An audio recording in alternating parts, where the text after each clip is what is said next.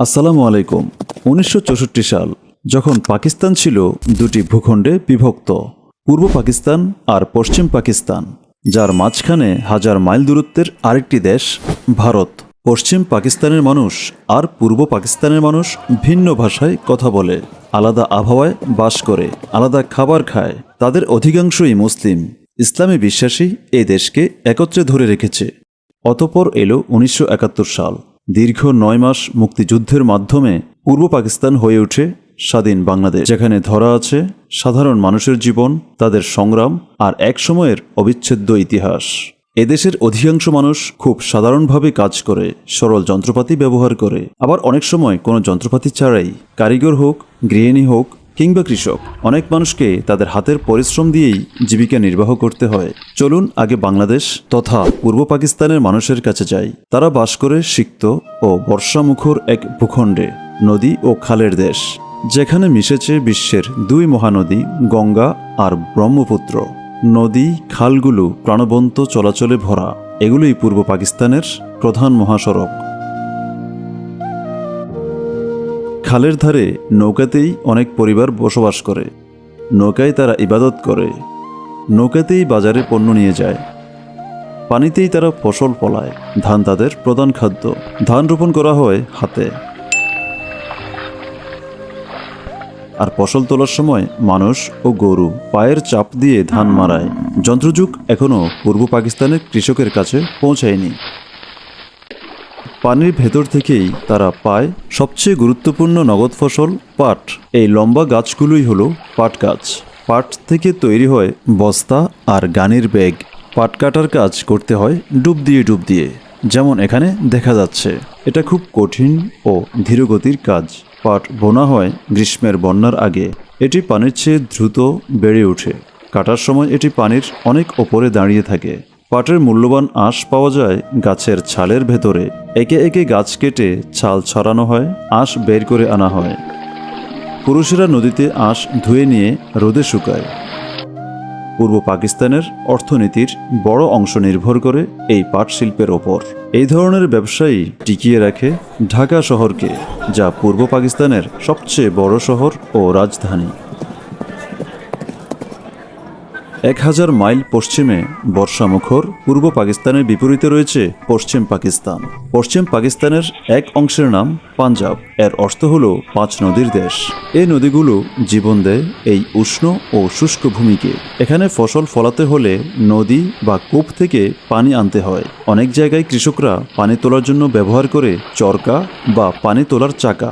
এখানেও সেচ কাজ ও কৃষিকাজ হয় খুবই সাধারণ উপায়ে, আর কৃষি যন্ত্রও বেশ সরল।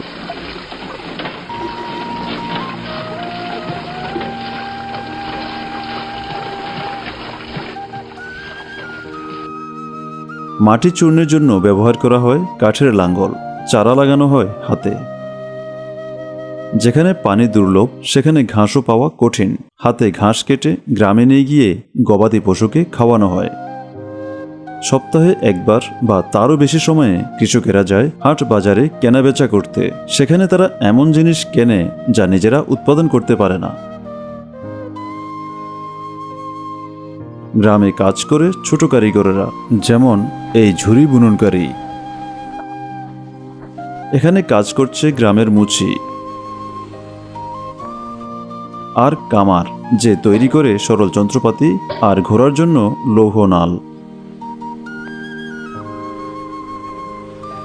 পানি এখানে অপ্রতুল, তাই কাপড় কাচার জন্য নিয়ে যাওয়া হয় নদীর ধারে, যেখানে কাজ করে ধোপা।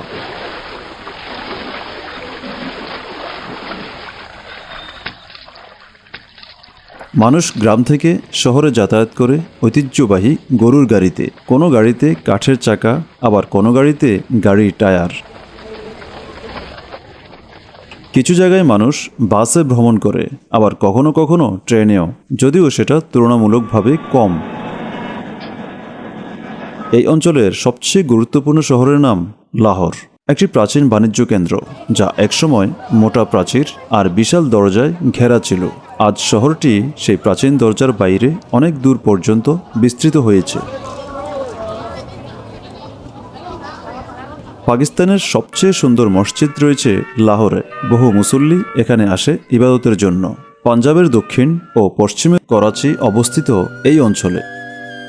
এ মরু অঞ্চল হল উটের দেশ। উটের কাফেলা বহু মাইল অতিক্রম করে পণ্য নিয়ে যায় বড় বাজারের দিকে।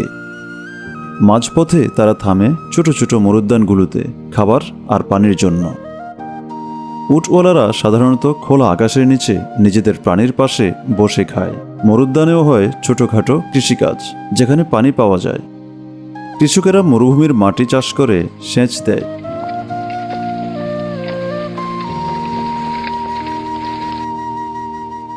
কিছু কৃষক এখানে গবাদি পশু পালন করে শহরের বাজারে বিক্রির জন্য।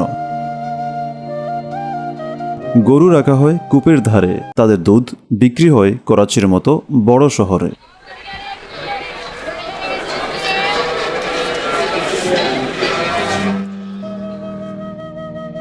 মানুষ প্রায়শই কাজের খোঁজে সিন্ধু নদী দিয়ে নৌকায় কিংবা মরুভূমি পেরিয়ে বাসে চড়ে রাজধানীতে যায়।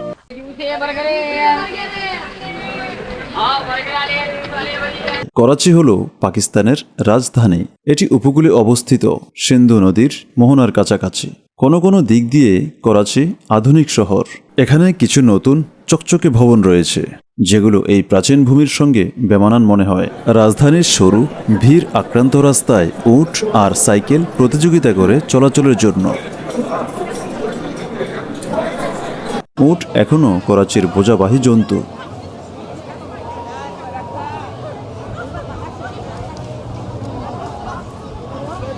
এই মরু অঞ্চলে কাঠ দুষ্প্রাপ্য। দূরবর্তী পার্বত্য প্রদেশ থেকে কাঠ আনা হয় শহরের মানুষের রান্নার জন্য। কাঠ করাচিতে খুবই দামি। অট্টালিকা নির্মাণের জন্য কাঠ আসে দূরের বনাঞ্চল থেকে।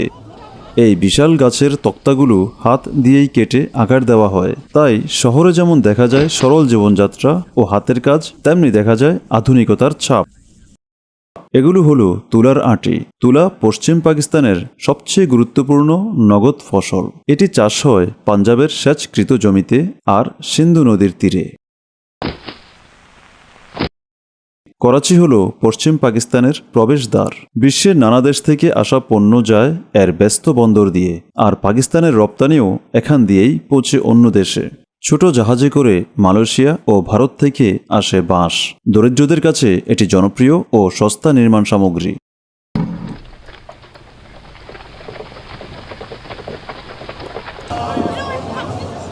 ভারত থেকে আসে কলা। সেগুলো সাধারণত বন্দরের কাছের খোলা বাজারে নিলামে বিক্রি হয়। নিলামকারীরা আখও বিক্রি করে ছোট ব্যবসায়ীদের কাছে। ব্যবসায়ীরা প্রতিটি আখের গাদার জন্য নিলামে দর হাঁকে, আর যে বেশি দাম দেয় তার কাছেই তা বিক্রি করে। এরপর তারা আখ নিয়ে যায় রাস্তার দোকানে, যেখানে ছোট টুকরো করে কেটে বিক্রি করা হয় মিষ্টির মতো করে।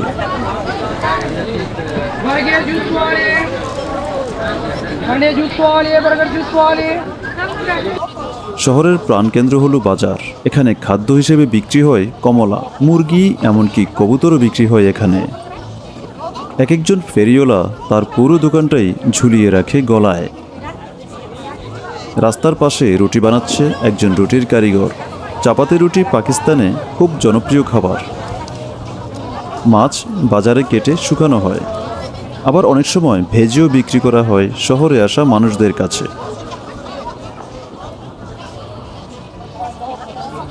গ্রামের মতো শহরেও অনেক কাজ এখনো হয় সরল উপায়ে। প্রায় সব জায়গায় মানুষ তাদের হাতের কাজেই নির্ভরশীল।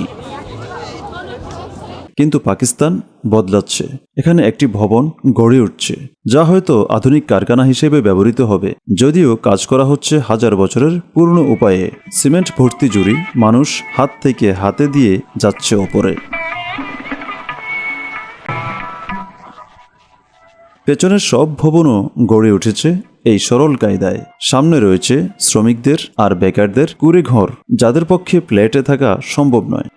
তাহলে আমরা দেখলাম বাংলাদেশ অর্থাৎ পূর্ব পাকিস্তান হলো নদীর মোহনা আর আর্দ্র আবহাওয়ার দেশ। পশ্চিম পাকিস্তানের পাঞ্জাব হলো সেচ নির্ভর জমি আর পানির চাকার দেশ। আর করাচি অঞ্চল হলো উটের মরুভূমি। আর এসব অঞ্চল একত্রিত হয়েছে মহানবী হজরত মুহাম্মদ সাল্লাল্লাহু আলাইহি ওয়াসাল্লামের ধর্মবিশ্বাসে। পুরো ভিডিওটি দেখার জন্য আপনাকে অনেক ধন্যবাদ। দেখা হবে পরবর্তী কোনো ভিডিওতে।